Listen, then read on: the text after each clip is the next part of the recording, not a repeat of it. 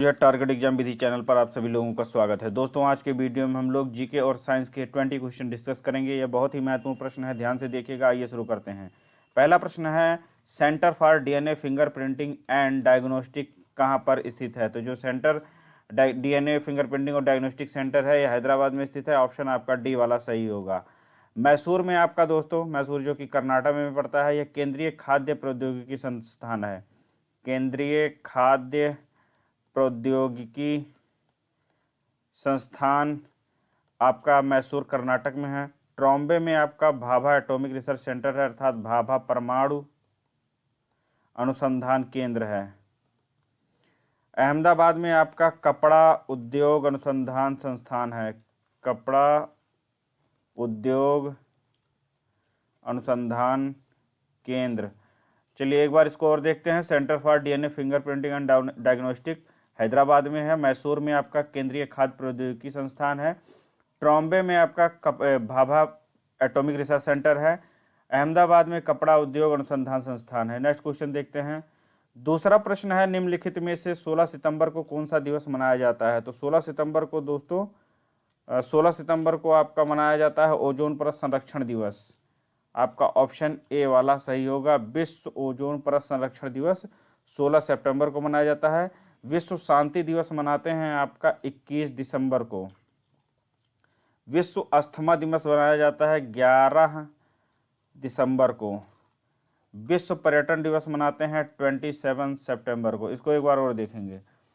विश्व ओजोन परत संरक्षण दिवस 16 सितंबर को, विश्व शांति दिवस 21 दिसंबर को, विश्व अस्थमा दिवस 11 दिसंबर को और विश्व पर्यटन दिवस 27 सितंबर को मनाया जाता है। नेक्स्ट क्वेश्चन पर आते हैं।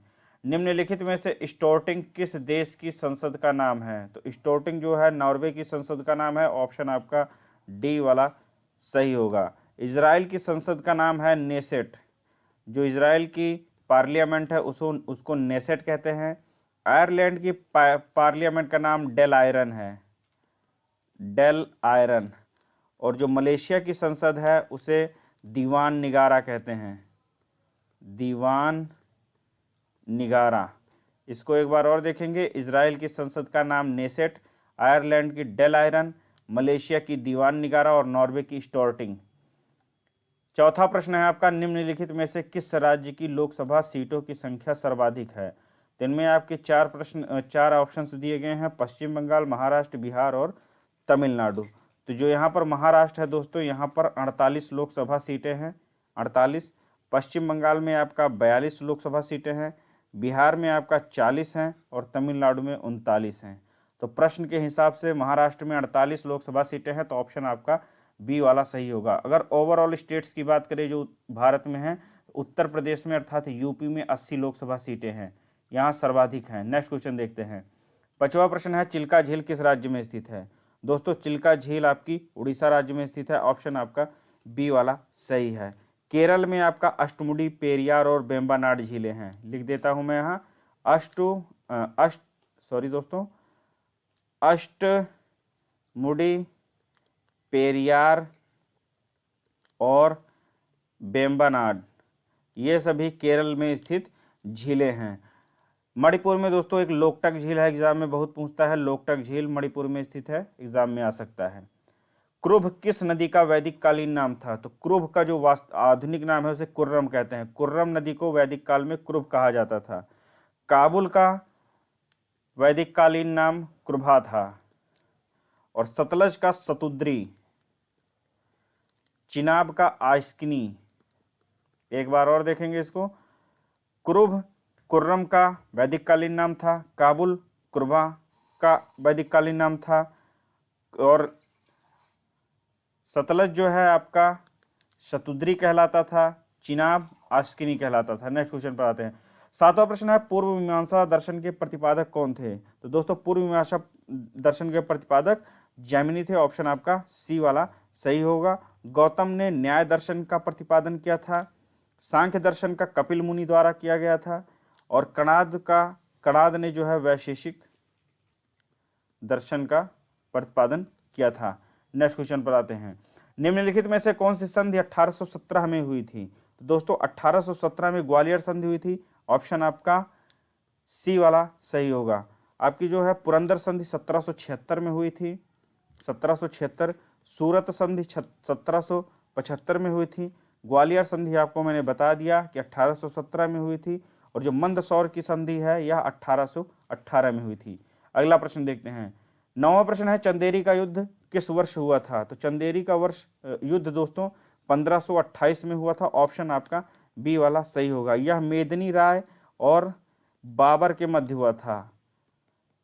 मेदिनी राय व बाबर के मध्य हुआ था। इसमें बाबर विजयी हुआ था। 1707 को आपका खेड़ा का युद्ध हुआ था। खेड़ा का युद्ध सभी में जो है जो तिथियां यहाँ पर दी गई हैं मैं बता देता हूँ आपको। 1707 में खेड़ा का युद्ध होता है साहू एवं ताराबाई के बीच में, साहू विजयी होता है। उसके बाद में 1576 में हल्दी घाटी का युद्ध होता है महाराणा प्रताप और अकबर के मध्य में। इनमें जो है अकबर विजयी होता है। और 1194 में आपका चंदावर का युद्ध होता है जिसमें मोहम्मद गौरी जयचंद को पराजित करता है। नेक्स्ट क्वेश्चन पर आते हैं।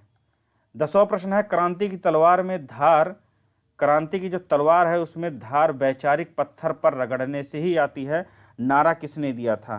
तो यह नारा भगत सिंह ने दिया था। ऑप्शन आपका बी वाला सही है। पंडित जवाहरलाल नेहरू के कुछ नारे हैं, उनमें से एक प्रमुख रूप से एग्जाम में पूछ सकता है, who lives if India dies, if India dies, who lives if India dies. और विनोबा भावे ने एक नारा दिया था जय जगत का। श्यामलाल गुप्ता पार्षद द्वारा विजयी विश्व तिरंगा प्यारा नारा दिया गया था, विजयी विश्व तिरंगा प्यारा। नेक्स्ट क्वेश्चन पर आते हैं। 11वां प्रश्न है, निम्नलिखित में से सबसे बड़ी संसदीय समिति कौन सी है? तो जो सबसे बड़ी संसदीय समिति है इसमें प्राक्कलन समिति है। ऑप्शन आपका बी ए वाला सही होगा। इसमें 30 सदस्य होते हैं। दोस्तों लोक लेखा समिति में 22 सदस्य होते हैं और लोक लेखा समिति को प्राक्कलन समिति का जुड़वा बहन कहा जाता है। जुड़वा बहन कहते हैं किसका इसे? तो प्राक्कलन समिति का। सरकारी उपक्रमों की जो समिति है इसमें भी 22 सदस्य होते हैं। कार्य मंत्रणा समिति में 15 सदस्य होते हैं। तो इस हिसाब से जो है प्राक्कलन समिति में 30 सदस्य हुए तो सबसे बड़ी संसदीय समिति हुई। 12वां प्रश्न है, रक्त का पीएच मान कितना होता है? तो दोस्तों रक्त का पीएच मान 7.4 होता है। ऑप्शन आपका ए वाला सही होगा।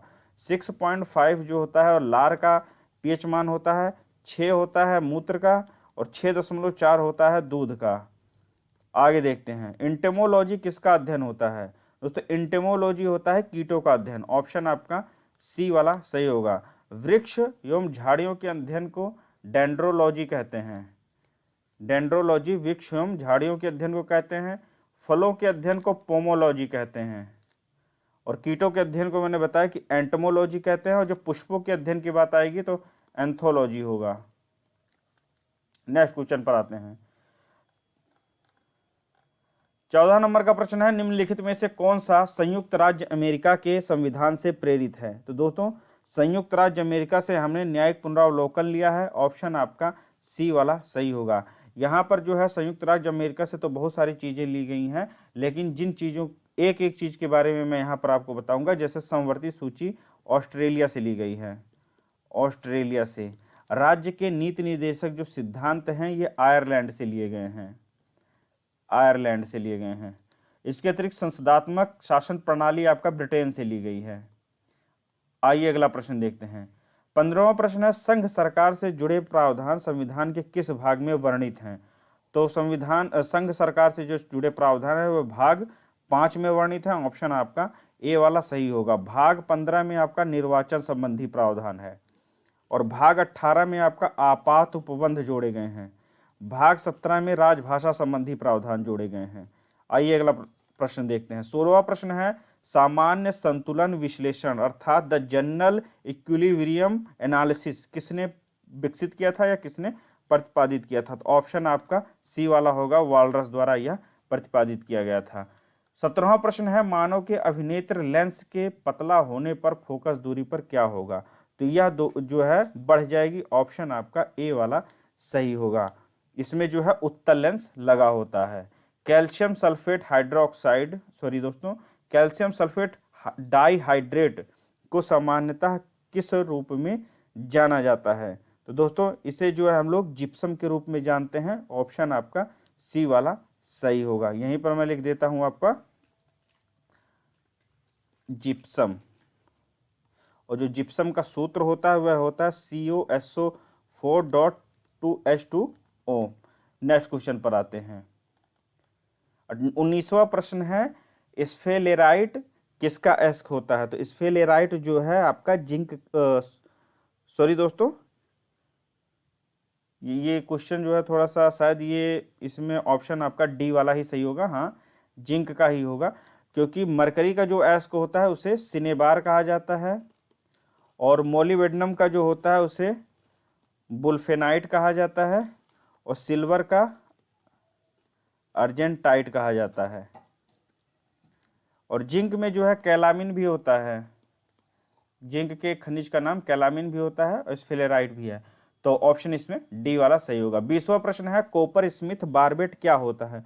तो जो कॉपर स्मिथ बारबेट है एक तरह का पक्षी है। ऑप्शन आपका बी वाला सही होगा। इसे हम लोग क्रिम्सन ब्रेस्टेड बारबेट भी कहते हैं, क्रिम्सन ब्रेस्टेड बारबेट भी कहते हैं। इसका जो वैज्ञानिक नाम होता है कॉपर स्मिथ बारबेट का, यह होता है साइलोपोगान हेमिस्फेरस।